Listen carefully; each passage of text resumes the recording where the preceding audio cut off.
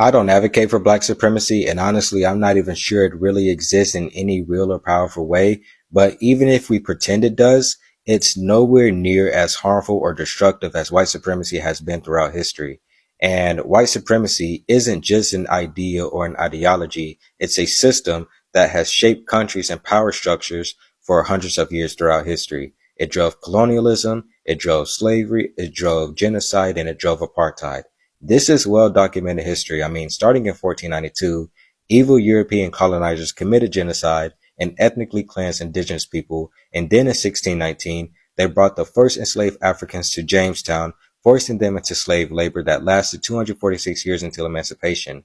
And after slavery ended, the Southern conservative Confederacy states enacted black codes and other laws to effectively re-enslave black people and restrict their freedoms. And these actions by white supremacists in America also inspired the Nazis abroad, who drew from U.S. racial policies to implement similar oppressive measures abroad.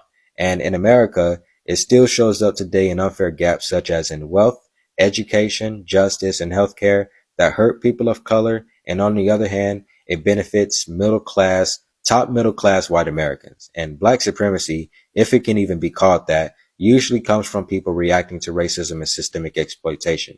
But to me, it looks more like pride or empowerment and not a movement or a group of people trying to dominate and control others. It has never had the power or global reach or violent history that white supremacy has had throughout history.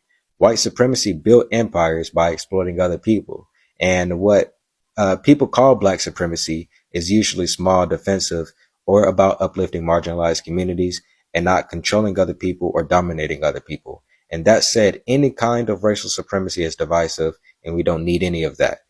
It keeps the same harmful hierarchy that we should be tearing down today.